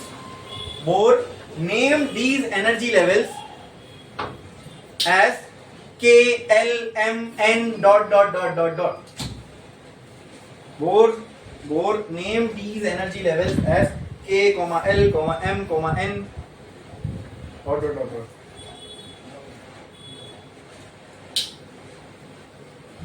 K क्या होगा? K arrow डालो, क्या होगा? First energy level. उसी में अब building में कैसा चलता है, जो पहला फ्लोर होता है, जो सबसे जहां भी लोग रहते हैं, अभी के तो नहीं, अभी वहाँ बेसमेंट, पुरानी बिल्डिंगों में उस जमाने में ऐसा ये पार्किंग वाला सिस्टम तो था नहीं, तो जमीन पे भी जो फ्लोर होता था उसमें भी लोग रहते थे, उसको बोलते थे ग्राउंड फ्लोर, राइट. अब हम उसको 0 लेवल बोलते हैं, कोई पार्किंग बोलता है, ठीक है, उसको बोलते थे ग्राउंड फ्लोर. तो उस हिसाब से अगर देखा जाए तो जो पहला वाला एनर्जी शेल होगा, क्या मैं उसको ग्राउंड स्टेट बोल सकता हूं? हाँ, फर्स्ट एनर्जी लेवल एरो डाल के लिखो, ग्राउंड स्टेट.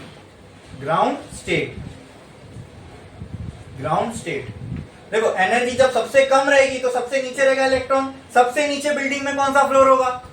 ग्राउंड. तो इसलिए उसको हमने कहा ग्राउंड स्टेट. समझ में आया? एल वाला क्या होगा एनर्जी लेवल के हिसाब से?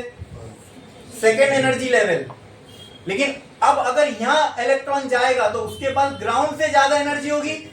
तो जब इलेक्ट्रॉन, सुनो मेरी बात, एक टर्म हमने बस इनको डिफाइन कर दिए. इलेक्ट्रॉन को जब एनर्जी हम दे देते तो हम कहते हैं इट गॉट एक्साइटेड. क्या हो गया? उधकता रहेगा, उसको एनर्जी मिल गई, यहाँ एकदम चार्ज हो गया वो, तो उसको हम बोलते हैं एक्साइटेड. क्या बोलते हैं? तो ग्राउंड स्टेट मतलब सबसे लो एनर्जी वाला, ठीक है, उससे कम एनर्जी वाला कोई स्टेट नहीं है. उसके बाद सीधा कौन आएगा? न्यूक्लियस आएगा, ठीक है, मतलब फॉरन नहीं आएगा, उसके बीच में भी गैप है, उतना गैप जम करना पड़ेगा तब न्यूक्लियस आएगा. अब ये था ग्राउंड. तो इसके बाद कौन सा होगा? First excited state. तो लोग कंफ्यूज हो जाते हैं. अगर ये सब मैं क्यों लिखा रहा हूं मालूम है? अगर कोई क्वेश्चन में आया ना कि सेकेंड एक्साइटेड स्टेट, तो तुम सेकेंड ऑर्बिट मत समझना. सेकेंड एक्साइटेड का मतलब समझ रहे हो? ऑर्बिट नंबर कितना होगा उसका? थर्ड होगा.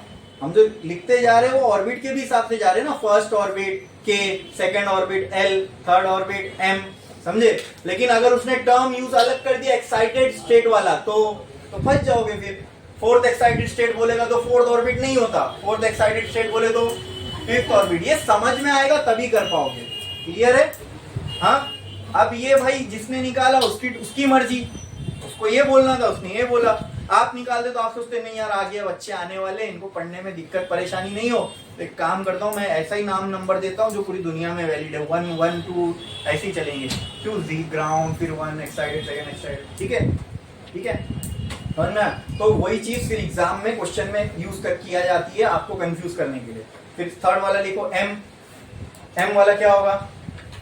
थर्ड एनर्जी लेवल, इसको हम थर्ड ऑर्बिट भी बोल सकते हैं, ठीक है? और ये कौन सा एक्साइटेड होगा? Second excited state. फिर एन तक लिखो, फिर खत्म कर दो। एन वाला क्या होगा? Fourth energy level. और कौन सा एक्साइटेड स्टेट होगा? Third.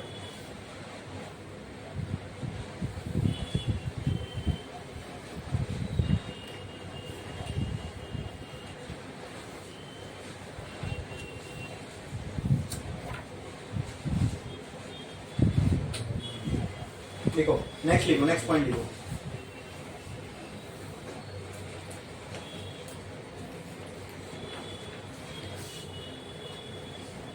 Next, according to Bohr,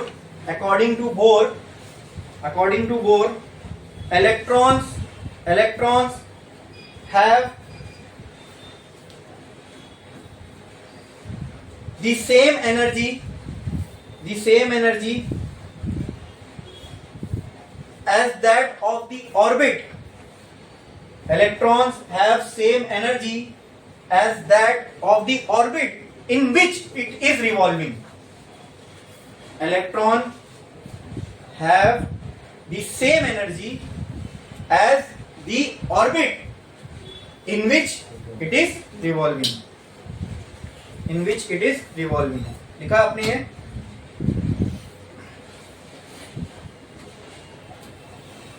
Next. Electron, if ऐसा लिखो, if electron absorbs or emits energy, it must change its energy level. It must change its energy level. अगर absorb करेगा तो higher वाले एनर्जी लेवल पे जाएगा, तो भी लेवल चेंज हुआ। रिलीज करेगा तो लोअर एनर्जी लेवल पे जाएगा, फिर भी चेंज करेगा। समझ में आया? तो होता क्या एक्चुअली में, अगर कोई इलेक्ट्रॉन अपने शेल में घूम रहा है तो वो उसका स्टेबल ऑर्बिट है। वो क्या है उसका? हाँ। अब नीचे आने की बात हम कब करते हैं? जब इसने एनर्जी पाया, एनर्जी पाके ऊपर चला गया और ऊपर जाके वापस इसको घर ही आना है, तो घर आने के लिए क्या करेगा? तब एनर्जी रिलीज करेगा। समझ में आया? ये रिलीज करने की बात वो होती है कि वहीं रहेगा नहीं, वहां से रिटर्न अपने घर आएगा। लेकिन घर आएगा तो घर तो नीचे फ्लोर पे, नीचे से ऊपर गया तो एनर्जी लेके, एनर्जी पाया तो गया। अब ऊपर से जब नीचे आएगा तो एनर्जी लूज होगी, बराबर? ऊपर से जब नीचे आएगा तो घर में एंट्री तभी है जब उतनी एनर्जी लेके आएगा जितनी पे गया था, ठीक है? तो बाकी के एक्स्ट्रा एनर्जी को क्या करना पड़ेगा? लूज करना पड़ेगा। अरे बोलो, क्लियर है? समझ में आया? तो हायर से लोअर पे आएगा तो इलेक्ट्रॉन एनर्जी लूज करता है, या इसका उल्टा भी मैं बोल सकता हूँ, अगर इलेक्ट्रॉन एनर्जी लूज किया मतलब वो लोअर एनर्जी लेवल पे आएगा। अगर इलेक्ट्रॉन एनर्जी गेन करेगा तो चाहे लूज करे चाहे गेन करे, इट है दोनों ही केस में इसको शेल, जिस शेल में उस शेल में तो नहीं रहेगा। ये पक्की बात है, ये पक्की बात है, वही लिखा है हमने। हाँ, अब नेक्स्ट पॉइंट सबसे इंपॉर्टेंट पॉइंट है जिसमें बोर ने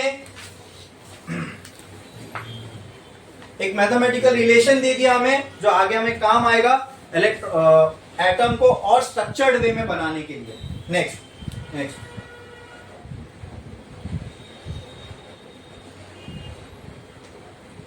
देखो, according to Bohr can electron be anywhere in atom? No. So where can it be? एक पॉइंट हमने लिखे, बताओ where can it be? It can only be present in certain stable orbit, ठीक है? According to Bohr, electron can be in certain stable orbit and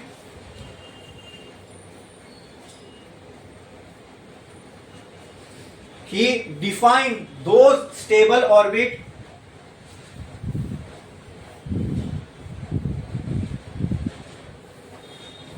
as follows.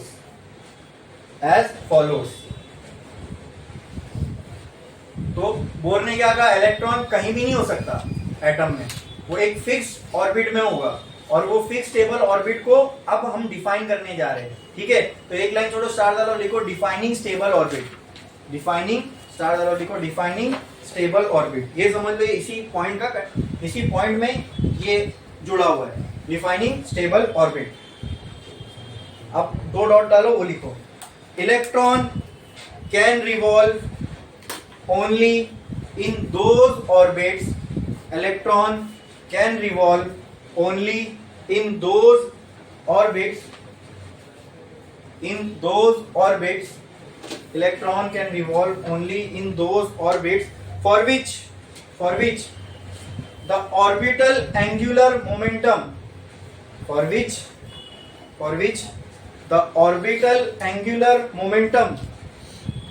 Bracket में लिखो capital L, angular momentum को हम represent करते हैं capital L से, for which the orbital angular momentum, bracket में लिखो capital L, of electron is an integral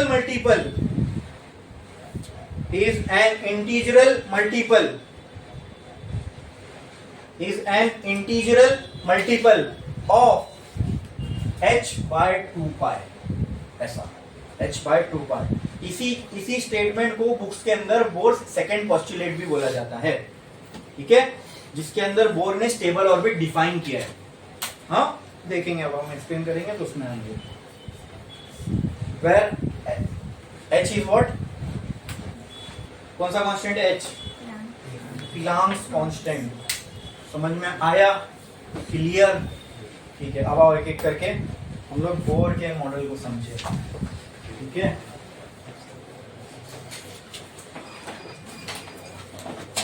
आप पढ़ो फर्स्ट पॉइंट, क्या था बोर एटॉमिक मॉडल का, जोर से। 1913 Bose gives its atomic model with same modification in Rutherford's model। ठीक है, तो नील बोर ने 1913 में अपना मॉडल प्रेजेंट किया दुनिया के सामने एटम का, with some modification in whose model, Rutherford. जो रुदरफोर्ड एक्सप्लेन नहीं कर पाया, उन्होंने कुछ मॉडिफिकेशन करके उसने अपना मॉडल रखा दुनिया के सामने। नेक्स्ट आप पढ़ो, नेक्स्ट पॉइंट क्या था? According to Bohr, electron cannot be anywhere in atom, but it can only revolve around certain stable orbits, and these orbits have fixed energy and equal। बस। तो रुदरफोर्ड के हिसाब से अगर ये न्यूक्लियस है, उसके अराउंड अगर इलेक्ट्रॉन घूम रहा है, तो इलेक्ट्रॉन कहीं भी एग्जिस्ट कर सकता है, इधर। समझे? अच्छा, एक इलेक्ट्रॉन इधर है तो दूसरा इधर है। ठीक है, नहीं, इसने अगर एनर्जी लेके उधर गया, वापस आने में ये सब कोई भी एनर्जी पे ये आ सकता है। लेकिन बोर ने क्या किया, बोर ने ये कहा कि इलेक्ट्रॉन जो है एटम में कहीं पे भी एग्जिस्ट नहीं कर सकता। ठीक है, वो सिर्फ और सिर्फ कुछ ही जगहों पर एग्जिस्ट कर सकता है। अगर इलेक्ट्रॉन इधर एग्जिस्ट करेगा मतलब इधर ही चक्कर लगा रहा है, अगर इधर एग्जिस्ट करेगा मतलब इधर ही चक्कर लगा रहा है रुदरफोर्ड के हिसाब से। अच्छा, अगर अब ये भी समझो, इलेक्ट्रॉन इधर है, अगर यहां वाला इलेक्ट्रॉन उड़ के इधर गया तो रुदरफोर्ड के हिसाब से रिटर्न आते टाइम इलेक्ट्रॉन इधर भी चक्कर लगा सकता था, इधर भी, बराबर। बोर के हिसाब से बोर ने क्या कहा, नहीं, इलेक्ट्रॉन ऐसा कहीं पे भी चक्कर नहीं लगा सकता है। अगर इलेक्ट्रॉन यहां से उड़ के इधर गया, ठीक है, और ये एक एनर्जी लेवल है, ये एक एनर्जी लेवल है, ये एक एनर्जी लेवल है, तो ये वाला इलेक्ट्रॉन या तो इधर आ सकता है, पहला एक पॉसिबिलिटी ये, दूसरी ये डायरेक्ट इधर आ सकता है, बीच में कहीं इलेक्ट्रॉन एग्जिस्ट ही नहीं कर सकता। ये बोर ने कहा, और ये कहकर उसने जो सेकेंड वाला ड्रॉबैक था, डिस्क्रीट स्पेक्ट्रम वाला, रुदरफोर्ड की थियरी में, उसको सॉल्व कर दिया। अब अगर कुछ वेवलेंथ मिसिंग है, इसका मतलब क्या, वो वेवलेंथ वो होगी जो मान लो यहां से यहां आने पे बनती है। जैसे मान लो वॉयलेट लाइट नहीं बन रही, और वॉयलेट लाइट बनने के लिए इलेक्ट्रॉन को इधर होना चाहिए, लेकिन इलेक्ट्रॉन इधर हो सकता है क्या, नहीं, तो वॉयलेट लाइट हो सकती है क्या, नहीं, तो इससे एक्सप्लेन हो गया। अब देखो डिस्क्रीट हम एक्सप्लेन कर पा रहे हैं, बोलो क्लियर है। रुदरफोर्ड के हिसाब से इलेक्ट्रॉन एग्जिस्ट कर सकता था, यस, तो क्या वॉयलेट लाइट दिखनी चाहिए थी, यस, लेकिन दिख रही थी क्या, नहीं, तो रियलिटी सही है कि थियरी सही है, तो हमको हमारी थियरी को रियलिटी को एक्सप्लेन करने के बराबर बनाना पड़ेगा। क्या इसकी थियरी रियलिटी को ज्यादा अच्छे से एक्सप्लेन कर पा रही है, तो किसकी थियरी को हम एक्सेप्ट करेंगे और किसको बोलेंगे नहीं अब इसमें कमी थी। अब आगे किसके साथ चलेंगे, बोर की थियरी के साथ, समझ में आया। और कैसे बोर ने एक्सप्लेन किया वो भी समझ में आया। तो उसने क्या किया, इलेक्ट्रॉन को फिक्स्ड ऑर्बिट्स दे दिए, इलेक्ट्रॉन को। तो आज हम जो शक्ल जानते हैं एटम की, वो कुछ कुछ बोर के आने के बाद सही होने लगी। ये अब एनर्जी लेवल फिक्स हो गए, ठीक है। रुदरफोर्ड तक क्या था, ये न्यूक्लियस है, इलेक्ट्रॉन जलेबी बना रहा है, तो ऐसा नहीं हो सकता, बराबर। तो ऐसा स्ट्रक्चर पॉसिबल नहीं हो सकता, क्योंकि ये हमारी रियलिटी को नहीं एक्सप्लेन कर पा रहा है। ये ऐसी शक्ल हम जानते हैं ना एटम की, कि हाँ एक इलेक्ट्रॉन होगा, वो एक एनर्जी लेवल पे होगा, दूसरा ये एनर्जी लेवल पे, कोई ये एनर्जी लेवल पे।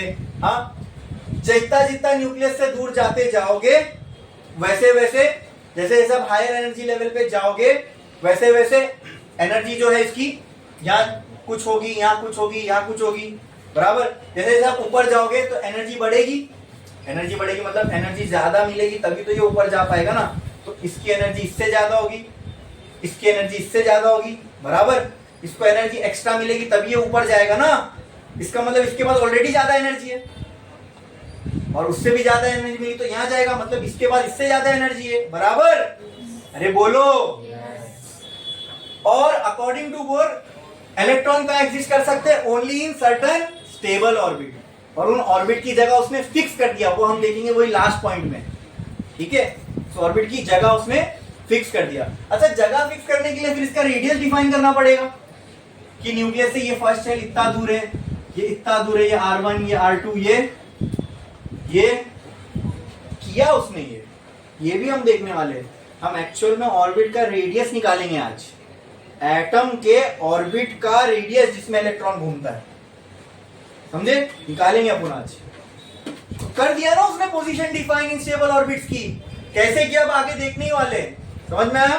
तो एक बड़ी बात कह दी बोर ने, वो क्या, जो डिफरेंट थी रुदरफोर्ड से। रुदरफोर्ड के अकॉर्डिंग इलेक्ट्रॉन एटम में पूरे स्पेस में कहीं पे भी एग्जिस्ट कर सकता था, ठीक है, ठीक है। बट अकॉर्डिंग टू बोर ऐसा हो सकता है नहीं। इलेक्ट्रॉन या तो एक ये शेल में एग्जिस्ट करेगा, कोई फिक्स्ड ऑर्बिट में एग्जिस्ट कर सकता है। उन ऑर्बिट्स को बोर ने क्या नाम दिया, एनर्जी लेवल। क्या नाम दिया, मतलब बोर के हिसाब से ये जो ऑर्बिट है ना, ये अपने आप में एक एनर्जी का लेवल है। एनर्जी का लेवल मतलब यहां पर जब इलेक्ट्रॉन घूम रहा होगा तो उसके पास सर्टेन अमाउंट ऑफ एनर्जी होगी, और यहां जो इलेक्ट्रॉन घूम रहा होगा उसके पास सर्टेन अमाउंट ऑफ एनर्जी होगी। यहां जो इलेक्ट्रॉन घूम रहा होगा उसके पास एक सर्टेन अमाउंट ऑफ एनर्जी होगी। ये भी फिक्स्ड एनर्जी है, ये भी फिक्स्ड, ये भी फिक्स्ड। क्या अब इलेक्ट्रॉन के पास एनर्जी फिक्स हो गई, बोलो। हाँ, जैसे एग्जांपल, इस वाले के पास यहाँ पे जो इलेक्ट्रॉन घूम रहा है उसके पास 5 जूल एनर्जी है, तो क्या मैं बोल सकता हूँ ये एनर्जी लेवल की एनर्जी 5 जूल है। तो क्या अब आगे एक स्टेटमेंट हमने लिखा है, वो पढ़ो नेक्स्ट स्टेटमेंट क्या था, आप पढ़ो।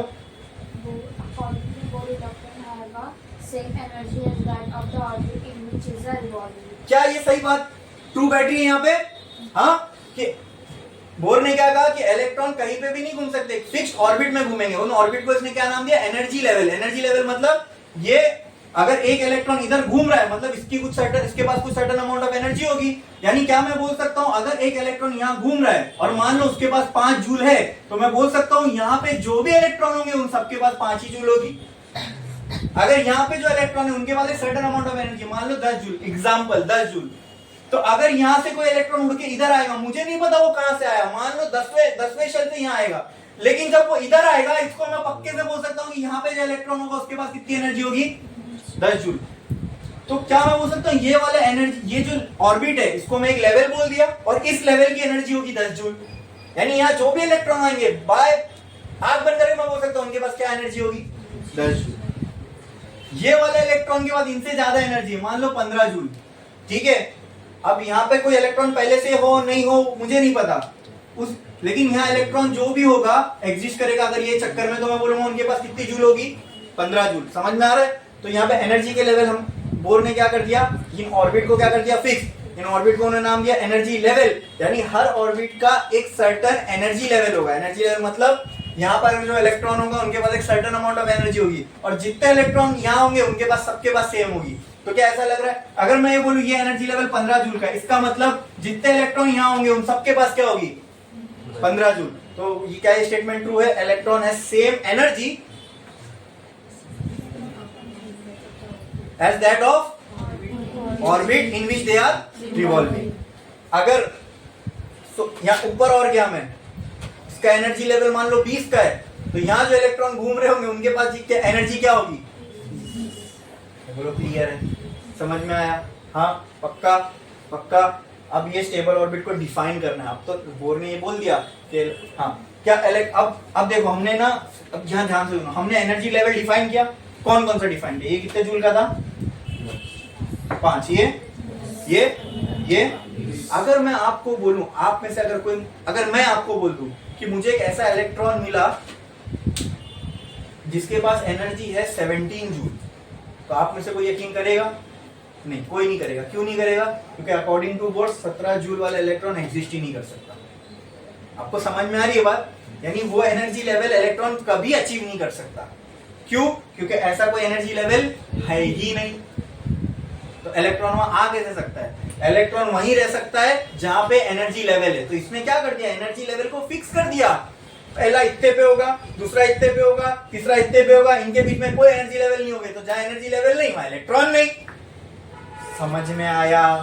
पक्का समझ में आ रही है बात? तो आप मुझे बताओ, अगर यहाँ से यहाँ इलेक्ट्रॉन आ ही नहीं सकता, तो यहाँ से यहाँ आने में इलेक्ट्रॉन एनर्जी तो लूज करता। अगर आता तो एनर्जी लूज करता तो रेडिएशन निकलती, उस रेडिएशन का कुछ कलर होता। जब इलेक्ट्रॉन यहाँ से यहाँ आ ही नहीं सकता, तो ये कलर की रेडिएशन कभी निकल सकती है क्या एटम से?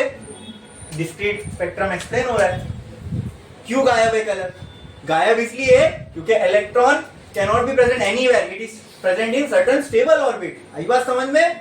हाँ, तो अगर इलेक्ट्रॉन यहाँ से यहाँ जाएगा तो इतनी ही एनर्जी रिलीज करेगा। अब इतनी एनर्जी रिलीज करेगा तो इसकी इस एनर्जी के करस्पॉन्डिंग जो कलर की लाइट होगी वो मिलेगी। या तो यहाँ से डायरेक्ट इधर आ सकता है, बराबर, या तो यहाँ से डायरेक्ट इधर आ सकता है। तो ये एनर्जी गैप के बराबर, ये एनर्जी गैप के बराबर, ये एनर्जी गैप के बराबर, नहीं सॉरी, ये एनर्जी गैप, ये एनर्जी गैप, ये एनर्जी गैप, राइट, इनके बराबर, या ये एनर्जी गैप या ये एनर्जी गैप, इन सब गैप्स के बराबर जो एनर्जी, जो वेवलेंथ होगी वो मिलेगी। इनके अलावा अगर मैं बोलूं यहां से यहां इलेक्ट्रॉन जंप किया और उसकी कुछ वेवलेंथ थी लैम्डा एक्स, तो लैम्डा एक्स कभी भी मिल सकता है क्या? और ये कलर की, ये लैम्डा की जो कलर है मान लो ग्रीन है, तो इसका मतलब कभी ग्रीन कलर की लाइट इस स्ट्रक्चर से मिल सकती है? नहीं। तो ये लाइट गायब होगी यहाँ से, नहीं मिल सकती। बराबर, क्लियर, समझ में आया? पक्का। मतलब जब इलेक्ट्रॉन रेडिएशन एमिट करेगा तो उसमें ये कलर की लाइट कभी नहीं मिलेगी। क्यों नहीं मिलेगी? समझ में आया? क्योंकि इलेक्ट्रॉन कभी उस एनर्जी लेवल पे जा ही नहीं सकता कि इतनी वेवलेंथ निकल पाए। अरे डिस्क्रीट स्पेक्ट्रम एक्सप्लेन हो गया। रुदरफोर्ड के एटॉमिक थ्योरी की एक गलती हट गई, बोलो क्लियर है? हाँ। दूसरी गलती क्या थी? स्टेबिलिटी। बराबर, स्टेबिलिटी का मतलब क्या? इलेक्ट्रॉन अगर एक्सेलरेटेड है तो अंदर आना चाहिए, बराबर, और कहां समा जाना चाहिए? न्यूक्लियस में। तो इसकी भी थ्योरी में इलेक्ट्रॉन एक्सेलरेटेड ही है, बराबर, ठीक है। लेकिन पहली बात, इलेक्ट्रॉन मान लो एक्सेलरेटेड है, एनर्जी लूज करेगा, किया एनर्जी लूज, लेकिन लूज करके रुदरफोर्ड की थ्योरी में यहां घूम सकता था, नील बोर की थ्योरी में यहां नहीं घूमेगा। यहां से एनर्जी लूज किया तो डायरेक्ट ये एनर्जी लेवल पे आएगा, फिर यहां से एनर्जी लूज किया तो ये, यहां से एनर्जी लूज किया तो ये। अब ग्राउंड स्टेट पे जो इलेक्ट्रॉन होगा उसकी सबसे लो एनर्जी लेवल है, इससे कम एनर्जी वो लूज नहीं कर सकता। अच्छा, अगर और एक बात कही बोर ने, वो ये मैक्सवेल की बात भी सही थी, एक्चुअल में ऐसा होता है, लेकिन उसको टैकल करने के लिए नील बोर ने एक और बात कही, वो ये थी कि ये सारे जो फिनोमिना ये क्वांटम लेवल पे हो रहे हैं। अरे ये बात समझ में, ये कहां हो रहे? क्वांटम लेवल पे। तो क्वांटम लेवल पे इस ये रेडिएशन का एमिट जो होना, ठीक है, इस लेवल पे वो नहीं होगा। क्लियर, समझ में आ रहा है? अच्छा, यहां पर अगर इसने स्टेबल ऑर्बिट डिफाइन कर दिया कि ये एक ऑर्बिट स्टेबल है, ये एक ऑर्बिट स्टेबल है, ये एक और स्टेबल का मतलब इलेक्ट्रॉन इधर ही मिलेंगे, इसके अलावा जितने भी गैप दिख रहे हैं यहां पर आपको इलेक्ट्रॉन नहीं मिल पाएंगे। आई बात समझ में? अरे बोलो क्लियर है? सबसे लो एनर्जी वाला जो इलेक्ट्रॉन होगा वो आपको कहां पे मिलेगा? यहाँ पे मिलेगा। क्लियर? स्टेबल ऑर्बिट डिफाइन कर दी ना। अब इलेक्ट्रॉन यहाँ हो सकता है क्या? नहीं। ठीक है, तो रेडिएशन वाली जो बात है वो यहाँ पे बैठ क्लियर हो गई। क्यों क्लियर हो गई? सबसे लो एनर्जी वाला इलेक्ट्रॉन इधर ही पे है, इसके नीचे इलेक्ट्रॉन एग्जिस्ट ही नहीं कर सकता। समझे? अरे बोलो। ठीक है, फिर भी वो एक्सेलरेटिंग चार्ज पार्टिकल है। फिर मैक्सवेल की थ्योरी के हिसाब से क्या होना चाहिए? एक्सेलरेट होकर एनर्जी लूज करना चाहिए ना, ये अंदर आएगा। लेकिन बोर ने क्या कहा? क्वांटम लेवल पे ये फिनोमिना नहीं होगा। क्वांटम लेवल पे, इतने छोटे लेवल पे ये फिनोमिना नहीं होगा, वैलिड नहीं रहता। ठीक है, समझा? ऐसे बहुत सारे फिनोमिना है क्लासिकल फिजिक्स के जो क्वांटम लेवल पे जाके फेल हो जाते हैं, वो वैसे होते ही नहीं जैसा हम उसको समझ रहे थे। वेव नेचर देख लो, ड्यूअल नेचर देख लो, ये सब वही है क्वांटम फिनोमिना से। बोलो क्लियर? कोई डाउट इसके अंदर? बढ़े आगे। अब एक्चुअल में हम इनके मैथमेटिकल रिलेशन पे जाने वाले। अब इसने डिफाइन कर दिया स्टेबल ऑर्बिट, तो स्टेबल ऑर्बिट की पोजीशन भी बतानी पड़ेगी, मतलब न्यूक्लियस से इनका रेडियस निकालना पड़ेगा हमको। आओ निकालते हैं। अब इन स्टेबल ऑर्बिट को डिफाइन करने के लिए बोर ने क्या कहा कि ये स्टेबल ऑर्बिट कहाँ मिल सकते हैं? वहीं पे जहां पे orbital angular momentum, electron rotational motion perform कर रहा है, रोटेशनल मोशन परफॉर्म कर रहा है।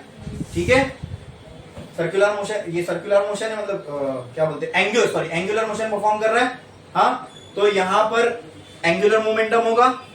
लीनियर मोशन परफॉर्म कर रहा होता तो लीनियर मोमेंटम होता। ये angular motion, circular motion perform कर रहा है, it is a type of angular motion. ठीक है, तो यहाँ पे एंगुलर मोमेंटम होगा। वो प्रॉपर्टी को लेके बोर ने स्टेबल ऑर्बिट को डिफाइन किया। वो कैसे? इलेक्ट्रॉन वहीं एग्जिस्ट कर सकता है जहां पर एंगुलर मोमेंटम की वैल्यू, एंगुलर मोमेंटम की वैल्यू h/2π का इंटीग्रल मल्टीपल। इंटीग्रल मल्टीपल का मतलब, इंटीजर का मतलब 1 2 3 4 5, मतलब पहला एनर्जी लेवल, ऑर्बिट्स को डिफाइन करना, इलेक्ट्रॉन को। पहला एनर्जी लेवल कहां मिलेगा आपको? वहां मिलेगा जहां पे इलेक्ट्रॉन का एंगुलर मोमेंटम 1h/2π के बराबर हो। दूसरा एनर्जी लेवल कहां मिलेगा आपको? जहां पे इलेक्ट्रॉन का एंगुलर मोमेंटम किसके बराबर हो? 2h/2π। तीसरा एनर्जी लेवल कहां मिलेगा आपको? जहां पर angular moment of electron 3h/2π। तो कहना है यार n is the number of orbit और नंबर ऑफ एनर्जी लेवल। अगर मैं आपसे आके बोलूं मुझे एक ऐसा इलेक्ट्रॉन मिला जिसका एंगुलर मोमेंटम 1.25h/2π है, तो क्या ये सही है? नहीं, ऐसा इलेक्ट्रॉन एग्जिस्ट ही नहीं कर सकता। ऐसा इलेक्ट्रॉन एग्जिस्ट इसलिए नहीं कर सकता क्योंकि ऐसा कोई ऑर्बिट ही नहीं एग्जिस्ट कर सकता जहां पे इलेक्ट्रॉन का एंगुलर मोमेंटम इतना हो। समझ में आया? क्लियर है? अच्छा, किसी चीज का फिक्स्ड अमाउंट में, मतलब 1 ऑफ दिस, क्या ये इसको अगर मैं एक पैकेट मान लूं चलेगा? जैसे मान लो ये पूरा एक यूनिट है, या आपके समझने के लिए मान लो ये पूरा 1 लीटर है। तो इलेक्ट्रॉन कितने कितने लीटर पे एग्जिस्ट कर सकता है? ये पूरा टर्म 1 लीटर है, तो इलेक्ट्रॉन कितने कितने लीटर पे एग्जिस्ट कर सकता है? या तो 1 लीटर पे, या तो 2 लीटर पे, या तो 3 लीटर पे, या तो 4 लीटर पे। ठीक है, बोलो क्लियर है? हाँ, तो किसी चीज का एक फिक्स्ड ही क्वांटिटी में अवेलेबल होना, इसको क्या बोलते हैं? उस चीज का क्या हो जाना, उसका एक टर्म है। किसी चीज का फिक्स क्वांटिटी में अवेलेबल होना, उसके लिए टर्म बताया था मैंने आपको। Yes, very good. क्या वो चीज क्या है? क्वांटाइज्ड है। क्या है? कोई चीज अगर फिक्स्ड अमाउंट में अवेलेबल है, मतलब मैं बोल सकता हूं वो क्वांटाइज्ड हो गई। क्या हो गई? तो कहने से बोर ने एनर्जी लेवल को क्वांटाइज कर दिया। यही बात समझ में? इसकी एक फिक्स्ड एनर्जी, इसकी एक फिक्स्ड एनर्जी, इसकी एक फिक्स्ड एनर्जी, इन्हीं फिक्स्ड एनर्जी लेवल पे। अब वो जो पैटर्न है वो एंगुलर मोमेंटम से ज्यादा अच्छे से समझ में आता है। 1 times of angular momentum, 2 times of angular momentum, 3 times of angular momentum. आई बात समझ में? तो यहाँ पे उसने एंगुलर मोमेंटम को मैं बोल सकता हूँ, एंगुलर मोमेंटम को क्या कर दिया बोल रहे हैं, क्वांटाइज कर दिया। क्या कर दिया? जहां पर एंगुलर मोमेंटम 1 ऑफ h/2 पाई होगा या 2 ऑफ h/2 पाई होगा या 3 ऑफ h/2 पाई होगा, इन्हीं लेवल्स पर आपको क्या मिलेंगे? क्या मिलेंगे? बोलो ना, क्या निकाल रहे हो? या तो बोलो इलेक्ट्रॉन्स मिलेंगे इन्हीं लेवल्स पे, या इन्हीं लेवल्स पे आपको शेल मिलेंगे। इनके अलावा एनर्जी लेवल कहीं नहीं होंगे। तो एक्चुअल एटम में ऐसा कोई गोल लाइन होती नहीं है, रोड तो बना ही घूम रहा है, तो वहां इलेक्ट्रॉन ही मिलते हैं। क्या मिलते हैं?